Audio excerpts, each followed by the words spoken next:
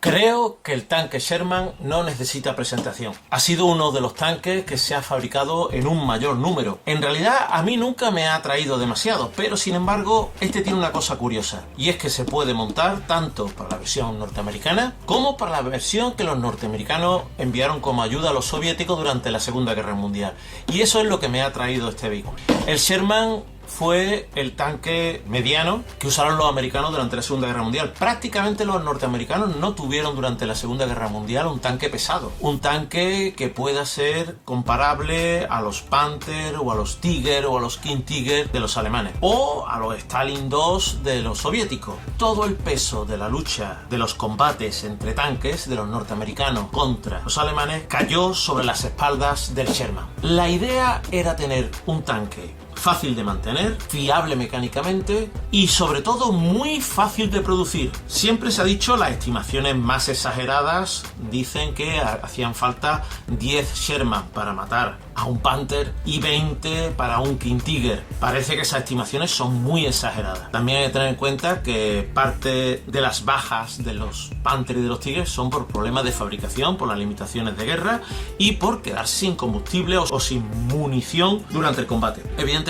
el Sherman no estaba a la altura de esos tanques. Cuando se perdían 5 Sherman para acabar con un Panther, el ejército americano o el ejército soviético tenían otros 5, pero el ejército alemán no tenía otro Panther con el que sustituir la pérdida. Este tanque, además, en la posguerra siguió usándose en la guerra de Corea. Ya a finales de los años 50 el ejército americano dejó de usarlo. Sin embargo, en Sudamérica, en Israel, por todo el mundo, el Sherman siguió en uso con toda una serie de modificaciones y de puestas al día. En cuanto al uso por parte del ejército soviético, fue el segundo tanque mediano más usado por el ejército soviético. Curiosamente hay muy pocas fotos. Probablemente la razón de que haya tan pocas fotos de este tanque en manos del ejército soviético sea por la épica que le dieron los soviéticos al T-34 y no quisieron restarle protagonismo con representaciones del Sherman en manos del ejército soviético. Sin embargo, la potencia del proyecto Lend-Lease que hizo los Estados Unidos mandándole material a la Unión Soviética queda reflejado por dos anécdotas. Una anécdota: en las películas soviéticas dedicadas a la Segunda Guerra Mundial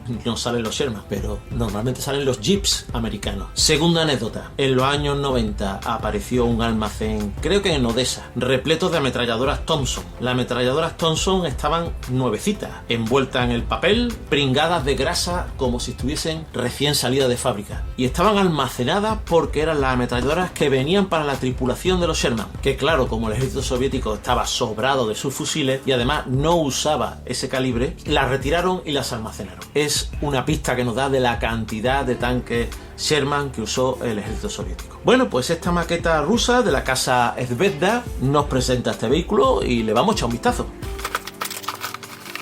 Como es típico en esta marca, viene en una caja de cartón forrada con esta sobrecaja. En la parte de atrás una ilustración con una maqueta ya montada y en la parte de delante, bueno, una ilustración bastante lograda. Aparecen dos tanquistas soviéticos con la típica chichonera y al fondo, en este caso, el Jeep es un Gaz de fabricación soviética, pero nos aparece pues toda una columna de Sherman avanzando.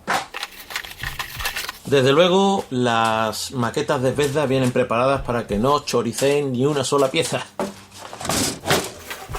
Lo primero que nos encontramos son las instrucciones, donde siempre me llama la atención este sello que aparece en todas las maquetas de esta marca. Probablemente sea algún tipo de control de calidad.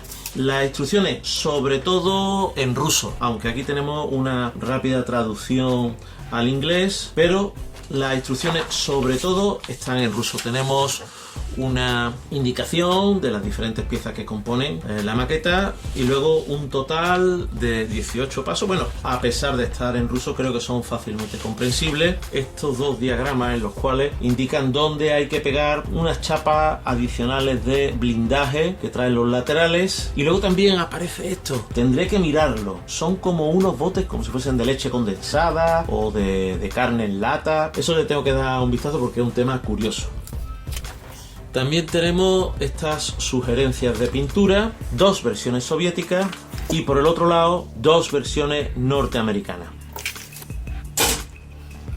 El sprue A, las piezas necesarias para montar la torre, el mantelete, y luego lo veremos en otras piezas, no tienen una textura demasiado evidente. Y estas piezas, que son piezas de fundición, deberían tener una textura. Bueno, la textura no es demasiado difícil de imitar, pero vendría bien que trajese algún tipo de textura. Quizás por aquí haya alguna marca del molde. Es verdad que es una pieza muy alta. Estas piezas, que corresponden a la escotilla de otro modelo, son piezas sobrantes. El cañón aparece como una pieza única que va solidaria con la ametralladora coaxial. Estas dos piezas son la boca del cañón, son intercambiables, tienen la opción de poner una a la otra.